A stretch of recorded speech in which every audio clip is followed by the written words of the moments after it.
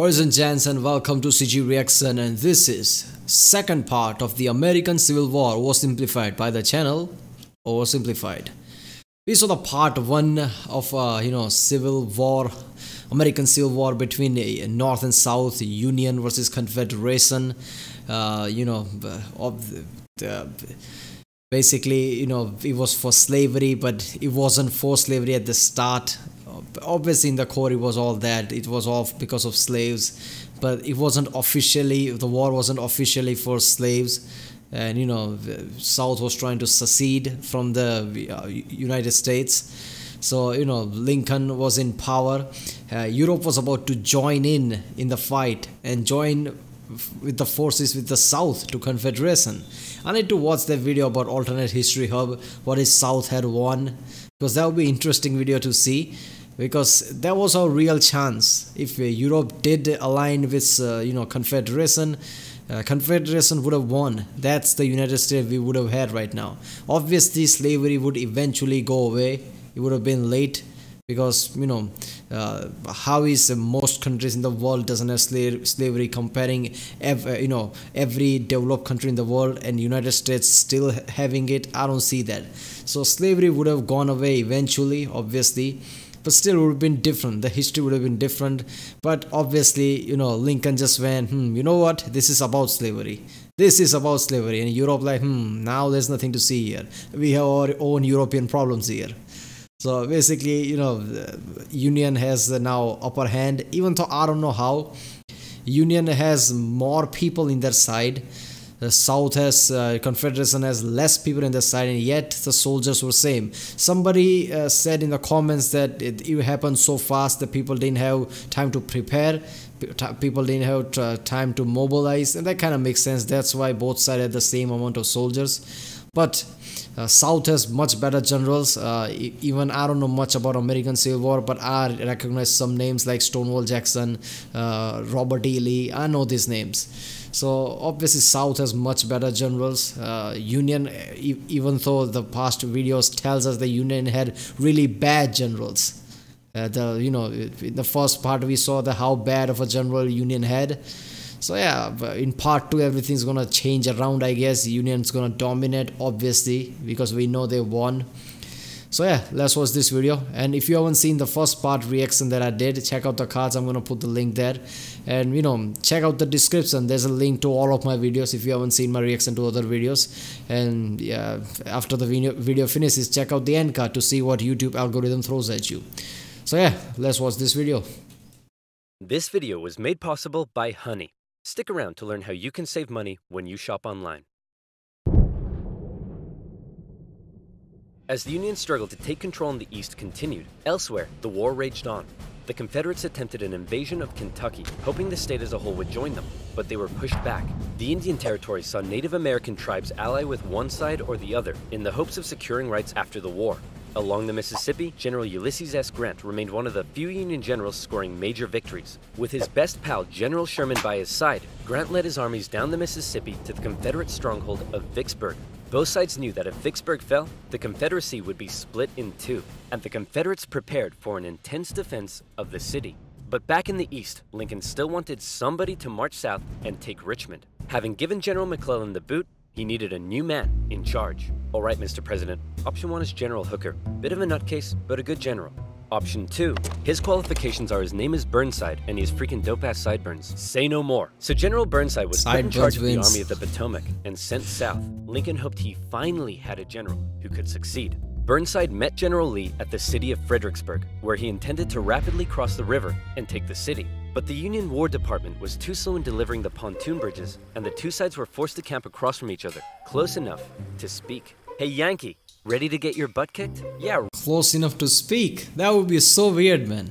Right, Rebel. God is on our side. No way, God's on our side. Oh, you think so? Well, why don't we ask him? Hey God. God is neither of your side. Whose side are you on? There you go. Ow. Dude, uncool. With over 100,000 men, the Union Army finally launched their massive attack on the 11th of December. But by now, the Confederates had amassed their forces. During the battle, wave after wave of brave Union men marched headlong into a brutal Confederate onslaught. Even the Confederates couldn't believe what they were seeing, and in one moment of camaraderie, a Confederate sergeant, unable to take it, reportedly came out into the field to tend to the Union wounded. Seeing this, the Union troops held their fire. Still, Burnside... I mean, in the end, doesn't matter which values, which are the values you're fighting for. In the end, this is your fellow countrymen. I mean, it's civil war is really weird. I mean, it really plays mind game on you. I mean, these are your own people you're fighting in the end. So, yeah, at the start, you're like, I'm going to cross them. Yeah, they are traitors. They are not part of us. In the end, when it gets a bit too much, it would hit you like, these are still my countrymen. What am I doing? So this would be really effed up, man. I mean, in major wars like World War, thing like that, you know, it's different countries combining to fight different countries. That's still understandable. Like, waves of people comes and dies. It's like, you know, what can I do? It's the, you know, the fucked up ideology of enemies. What can I do? But when it's your own people, you're killing your own people. After sometimes, like, man, we are killing each other here. What are we gaining there? So, you know, after a long fighting, you know, that kind of thing does hit you and people would stop. Civil war is really weird, man. Burnside and his forces were soundly defeated at Fredericksburg and forced to retreat. Lincoln's popularity and Northern morale continued to plummet, especially as the winter heading into 1863 was bad. The winter camps were rife with disease. The food was less than appealing. On both sides, men began to leave. Hey, where do you think you're going? I'm deserting. What? Don't you love your country? Yes, I do. And I'm trying to get back to it as quick as I can. Lincoln, ever the kind and caring man he was, spent much... You're already in your country. It's a civil war, man. Much of his time pardoning deserters' death sentences. Oh my. Here's a 17-year-old boy sentenced to be hanged. Well, I'd better suspend his sentence. Or he'll be suspended tomorrow. What? To try to keep the numbers up, both sides had introduced conscription. There was controversy in the North, however, since rich men could simply pay to have someone else fight on their behalf. Riots broke out in New York City with enraged mobs, furious at the idea of going to fight for slaves, an idea that many of them simply did not support. However, after so much pressure, the Union had finally begun allowing black men to enlist, and these men, knowing what they were fighting for, signed up. By the end of the war, I think it was a bit way late. I mean, obviously Lincoln already set out that, you know, this is about slavery now, to keep Europe away. So at that time he should have, like, you know what, since I've said it, why the hell not? You know, African Americans can fight too. Why not? Because in the end, it was all for slavery. So, you know, they had more to gain and more to lose from this. So they had more dedication. Nearly 200,000 troops, 10% of the Union Army, would be black. The valor and bravery they showed throughout, silencing critics. Okay, well, that last guy was useless. Let's try this Hooker fellow. General Joseph Hooker was put in charge of the Army of the Potomac, and once again, Lincoln ordered him to move south. 200,000 is 10% of the army, so you have 2 million in either side. This is World War level of number, man. That many people fought, damn. And take Richmond. Hooker met Lee at the Battle of Chancellorsville, where Hooker had over twice the men Lee did. Lee was forced to defy all military convention and split his smaller force into two. Lee had absolutely no chance of winning, and Lee won. It was his masterpiece. Lee did suffer one significant loss during the battle, though. As his right-hand man, Stonewall Jackson, was riding back to the Confederate lines at night, the nervous Confederate troops, unable to recognize him, opened fire. You boys done goofed up. Jackson died 8 days later. As for Lincoln, he couldn't believe it. They shot Stonewall Jackson, named general. What the hell? That was ridiculous, man. It was, man, off all the way he died. I mean, the last thing he thought that my own people is going to kill me. Was yet another loss, and Northern support continued to waver. While the Union kept on struggling in the East, out west, unconditional surrender Grant was making moves as always. In an attempt to take Vicksburg on the Mississippi, he made a series of risky and bold movements. He sent a cavalry raid and feigned Sherman north to confuse the enemy. Then, Aided by a fleet of ironclads on the river, he raced his army south to cross the Mississippi. Aware that the terrain to the north was restrictive, instead, he strategically moved northeast, hitting Vicksburg's supply line and defending his rear from Confederate armies in Jackson. Once he reached Vicksburg, the Confederate defense became hardened, and Grant was forced to settle in for a month-long siege, during which time he got rather bored. Despite not taking the city, Lincoln loved it and encouraged Grant to hold firm. It would only be a matter of time. Well, knowing which is the guy before him was doing and who was just incompetent at a ridiculous level, obviously, you know, Grant is going to be considered as really better. So obviously, you know, Lincoln's like, doesn't matter what he's doing. What he achieved already is far than good enough compared to the last guy. Time before the Mississippi was in Union hands. Around this time, the people in the west of Virginia, who had remained loyal to the Union throughout, finally broke away to form their own state. They could have named it anything in the world, but the creative minds at the time came up with the ingenious West Virginia. Back in Washington, Lincoln once again wanted a new general to take command. Oh my goodness, why do all these 19th century generals look so bust? Look, we got Sleepy Eyes Joe here. That's Princess Leia with a mustache.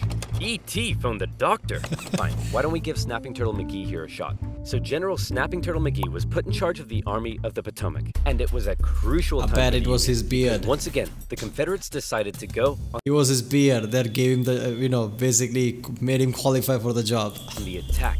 So far, they had done exceedingly well militarily, but as the war kept going, the Confederate economy was crumbling. Riots broke out in the streets of Richmond as the price of bread skyrocketed. Supplies were dwindling. Jefferson Davis wanted to send men west to rescue Vicksburg, but General Lee knew the longer the war lasted, the worse their chances got. And he still hoped if he could just threaten D.C., the already demoralized North would surrender. So in June 1863, with the momentum behind him, General Lee once again entered the North, fighting his way through Maryland and into Pennsylvania. General Meade set out to meet him for what would be the most significant battle of the entire war. If the Confederates won, D.C. could fall. If the Union won, it would be a turning point, as the Confederates would run out of steam, and the small town that was to get caught up in the crossfire of the largest battle in American history was Gettysburg, Pennsylvania. On June 1st, units from each army encountered one another and skirmished through the town itself. The townspeople were forced to take refuge, except for one man who reportedly ran outside for a strange reason. "Joseph, what are you doing?" "I'm not gonna let them take my beans." "How many times do I have to tell you they're not here for your beans?" By the second day, over 100,000 men. I mean, when armies are fighting, obviously lots of people are hungry, so they might take the beans. I mean, that's possible. And stretched for miles across the battlefield. Lee took the initiative, deciding to hit the enemy's flanks, and he came very close to breaking through the Union's disorganized left. But Union Colonel Joshua Chamberlain ordered a desperate bayonet charge, smashing into the Confederates and forcing them back. The Union forces held across the line. On the final day, Lee believed the Union Army had fortified its flanks, so he decided to finish them off with one massive central assault. The Confederates rushed at the Union lines during General Pickett's charge, and this time, it was the Union's turn to unleash hell. Meade had correctly guessed Lee's strategy, and the Confederates were decimated, forced to turn and flee. A devastated General Lee. Union didn't stop apparently. They're like, we're gonna cross all of them, and they basically retreated. Called out to his fleeing and wounded men, telling them it was his fault. And after holding for a counterattack that never came, he ordered a retreat back into Virginia.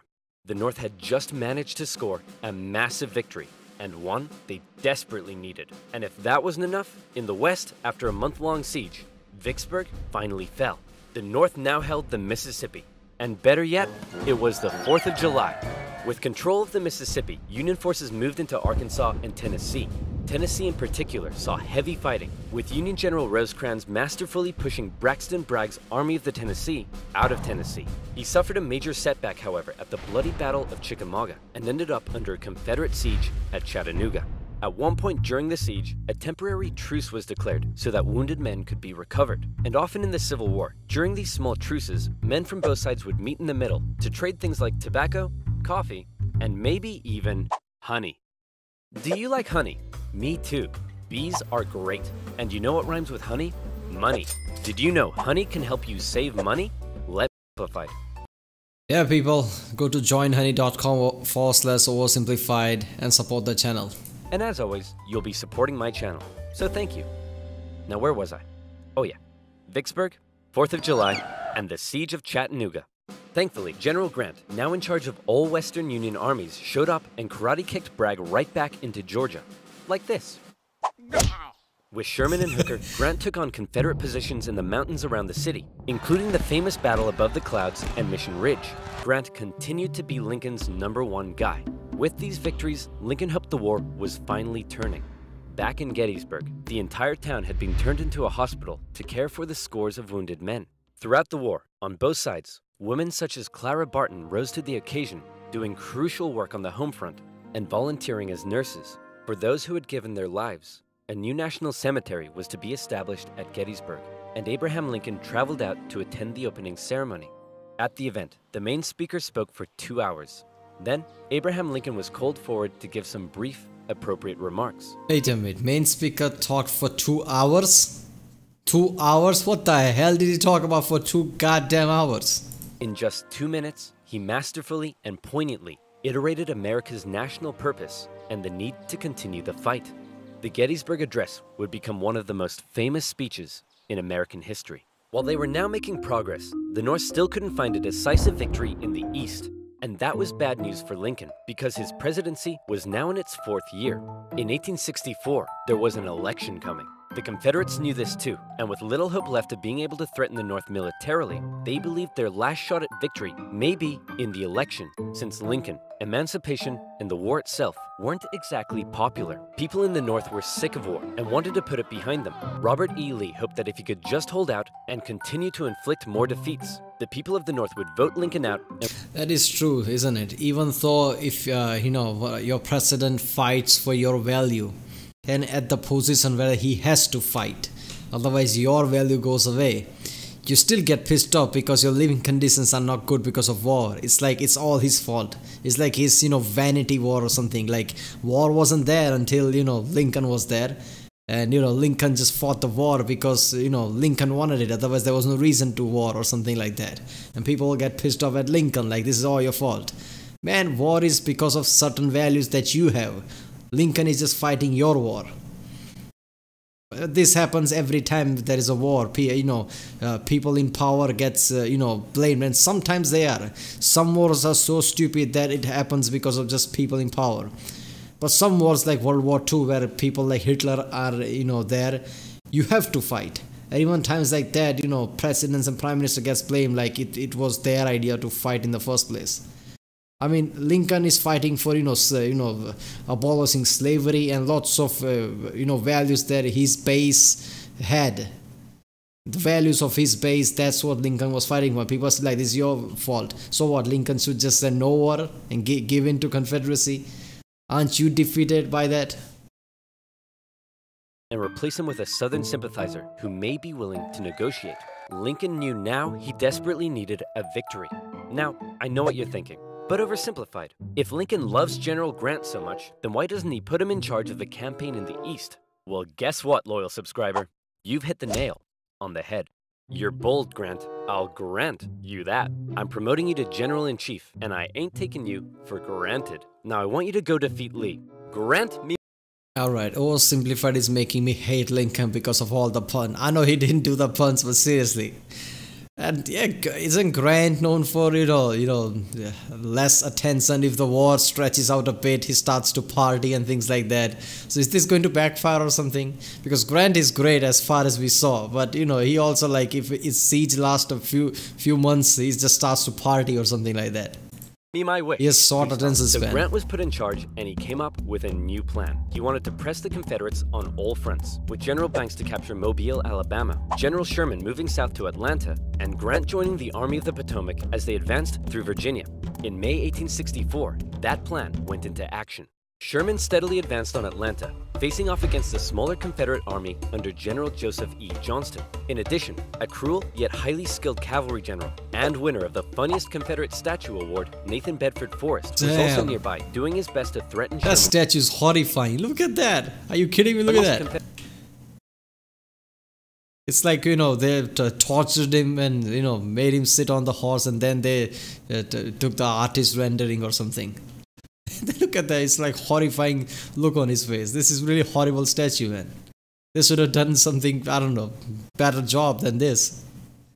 Confederate Statue Award, Nathan Bedford Forrest was also nearby, doing his best to threaten Sherman's advance. But in a series of battles, Sherman dominated and pushed Johnson back to the city. But he was held just outside of Atlanta itself and was forced to lay siege. Meanwhile, the main show was happening to the east in Virginia. The Union's top general was finally about to face off against the Confederacy's. Lincoln hoped Grant would bring something new to the Eastern Theater, and bring something new he did. As Grant began moving south, Lee still regularly outmaneuvered him and inflicted heavy casualties, hoping to demoralize the North as much as he could. But here's what set Grant apart from others. He knew Lee was running out of men and that the North by comparison had plenty. Grant would throw his forces at Lee, and even when Lee repelled them, Grant, rather than pulling back, would give the order to keep moving forward and flank Lee. Again and again. In under 6 weeks, 80,000 men would be killed, wounded, or missing.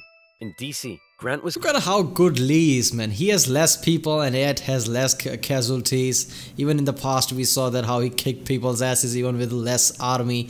You have to be a really good general to do that. criticized for being a butcher.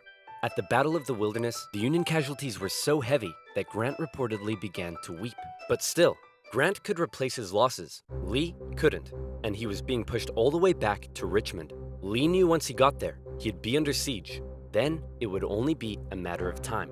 Close to Richmond, Grant again suffered horrific casualties in a miscalculated assault at Cold Harbor. Then, trying to be a trickster, instead of moving on Richmond directly, Grant moved towards Petersburg to flank the Confederate capital and cut its supply line. But, just like Sherman, Grant was halted outside of the city, and he too was forced to settle in for a siege. Two identical sieges would not be good enough for Lincoln's re-election. The people of the North saw the casualties Grant had been taking, and they weren't happy.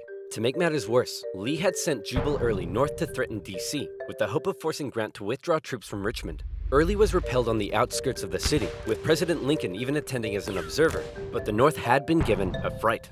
So with the war currently in a stalemate, who was to be Lincoln's opponent in the critical 1864 election? Who would the Democrats choose? Guess what, baby?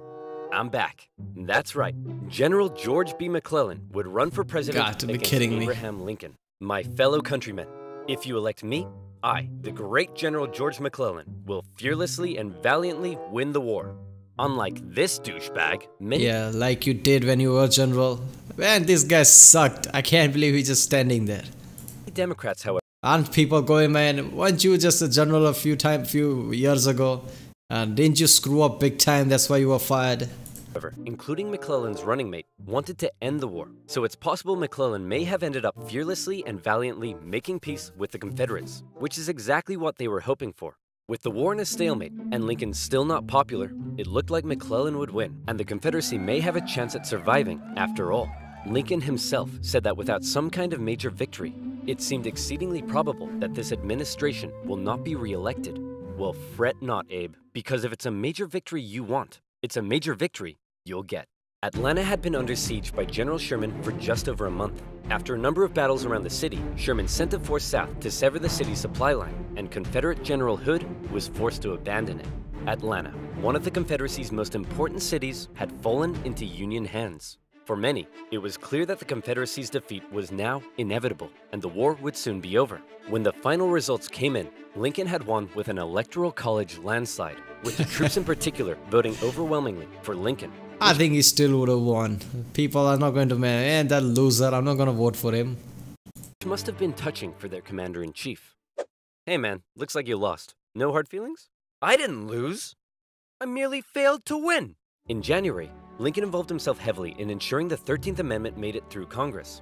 In a narrow and historic vote, the amendment passed. Slavery would now be constitutionally banished throughout the nation. Black men and women, watching the vote from the galleries, knew the work had only just begun. A couple months later, at his second inauguration, with victory right around the corner, he didn't celebrate, he didn't gloat. Instead, he emphasized the need for reunification and binding up wounds. To him, Americans, North or South, were to again be compatriots. However, listening to Lincoln speak that day was a man who had no interest in reunification. John Wilkes Booth. an actor living in D.C., was also a deep Southern sympathizer, and as the war turned against the Confederacy, depressed and full of hate, he was already plotting his revenge on the man he held responsible. With further Confederate losses, it was pretty clear at this point who would win. But still, Jefferson Davis showed no sign of giving in. The North were frustrated to see the conflict being dragged out. Why waste more lives? In Atlanta, General Sherman believed he had the key to forcing the Confederacy's hand. He had an unusually modern concept that an army could only survive with the support of the people. Strike at the people, and the army collapses. Sherman decided to do something unprecedented. He would remove his 62,000 men from their supply line and march through the heartland of the Confederacy, where they would live off the land. There, they would wreak havoc. As they marched, they tore up railroads, burned farms, and destroyed communication lines. They also liberated thousands of slaves. The damage done was estimated at $1.4 billion. The tactics were cruel, but to Sherman, it was better than losing yet more men in battle. In December, he reached... People did this a lot, didn't they? It was a thing. I don't know where it started. I think it was started in Greek times or something. Even Napoleon was doing that. Every time they took photo, they put their hand inside the jacket.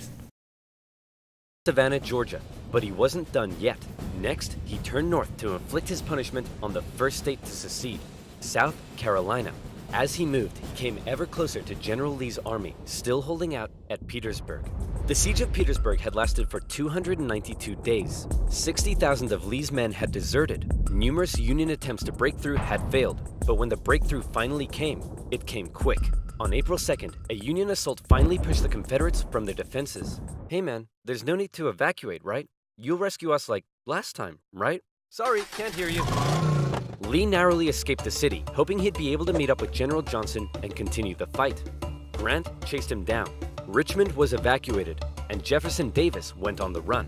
As they left, the Confederates set fire to military buildings, but the flames burnt out of control, and as the Union troops arrived, they became firefighters. A couple of days later, Abraham Lincoln visited the war-torn city. Grant caught up to Lee at Appomattox Courthouse, where he's like, what the man, this civil war is ruining their own economy, their own properties. This is fucked up, man. Trapped his forces. It was here, on April 9th, 1865, that Lee saw no point in continuing. Sir? Listen, bub. I drank a bit too much last night, and now I'm hanging like a fruit bat on a hot day. So whatever you have to say, I don't want to hear it. General Lee says he wants to surrender. Hot diggity dog! Grant and Lee met in the home of a nearby farm family, owned by a man who had tried his best to escape the Civil War years earlier, Wilmer McLean. All right, can we all just hurry up and get this over with? Martha, not now! I'm cleaning. Do you want us to get rats? Grant and Lee, after years of war, now spoke respectfully to one another. When Lee left, his face filled with emotion, Grant's men began to cheer, but Grant ordered them to stop. He knew that now was the time for reconciliation. Just over 2 weeks later, General Johnson... Yeah, they were generals and they were military figures. There's discipline there. They would respect each other, regardless of their views. ...would surrender to Sherman, ending the war for 89,000 Confederate soldiers in the largest surrender of the war. Not every Confederate state had surrendered, but the war was as good as over. Across the North, church bells rang out and celebrations erupted. In Washington, Lincoln gave a speech from the White House to a jubilant crowd, in which, among various things, he expressed his support for black voting rights. Lincoln had seen the nation through its deepest crisis. The presidency had visibly aged him. He had lost over 20 pounds. He said sometimes, "I think I am the tiredest man on earth." I'm not sure tiredest is a word, but geez, the man's exhausted. Cut him some slack. On a carriage ride with Mary, Lincoln clearly was looking forward to being a president in a time of peace. He was apparently very cheerful, surprising his wife, and he told her that between the war and the loss of their son, they'd both been very miserable. Now, it was time to be happy. On the evening of April 14th, Lincoln attended a play with his wife and some friends at Ford's Theater. It was a comedy, and the president appeared to be enjoying it very much. In a nearby bar, John Wilkes Booth swallowed 2 glasses of brandy. He slipped quietly into the president's booth and awaited for the audience's laughter to rise. The president was shot in the back of the head. Booth fled the city. Soldiers carried Lincoln to a boarding house across the street. There, doctors declared there was nothing they could do. surrounded by his heartbroken wife. Yeah, I mean, at that time, shot to the head, what the hell can they do? It was over anyway. If he had survived the wound somehow, he would have been infected soon, and that was the it anyway. Son and members of cabinet. At 7:22 the next morning, President Lincoln passed away. Never before had a president been murdered. A shocked nation mourned as a 12-day funeral procession carried Lincoln back to his home in Springfield, Illinois. On April 26th, Union cavalry found John Wilkes Booth in a barn in Virginia, where he was shot. Not long after, Confederate President Jefferson Davis was also tracked down and arrested. Imprisoned for 2 years, he was eventually released. The North didn't want to put him on trial for fear the jury may rule that Southern secession had in fact been legal. To ensure reconciliation, other Confederate generals and politicians were allowed to re-enter life in the now restored Union. Scattered fighting continued into May, when the last Confederate forces in Texas disintegrated. The Southern states came under Northern military occupation to prevent any further rebellion, and a very difficult era of Reconstruction began. Over 3 million Americans had fought, brother against brother. The Civil War remains the bloodiest conflict in US history. Oh shit, but the Union had been preserved. It's 3 million, that's World War level of numbers, man. Obviously World War had 8 million and then World War II had even more. But still, that's a high number. 3 million for Civil War at that time? Damn. Say the real winners were those who were to never again be slaves. Further amendments passed by Congress gave black individuals the right to citizenship and to vote. Significant progress had been made. However, entering into the 20th century, it was clear the fight for equality would continue. In modern America, it's the still man not who over. fought to preserve the nation and never gave up in the darkest of times stands as a symbol of honesty, empathy, humility, perseverance, and courage. A continuous reminder of what has forged America and what it should ever strive to be.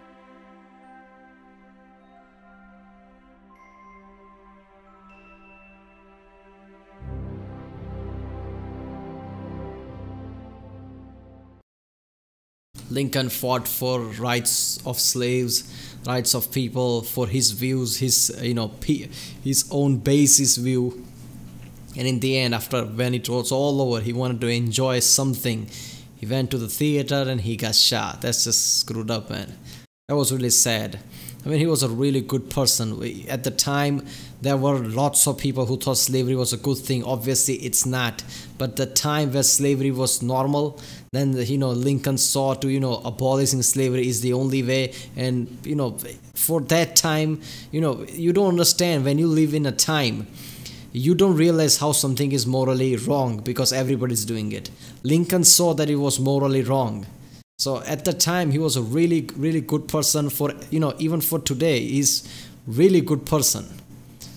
People hated him for the war, but he saw the future. He wanted America to be not known for slavery. And he got shot in the end. That's just effed up, man. He didn't even live 1 or 2 years in peace. After war was over, immediately he got shot. That's just screwed up. Man, OverSimplified makes great videos. I've seen a lot of animated channel, but OverSimplified always stands out. I don't know why. It's just great. Alright people, if you like my reaction, don't forget to like and subscribe. And check out my other reactions in the description. There's a link to all of my videos. Check out the end card. And yeah, I'll see you next time.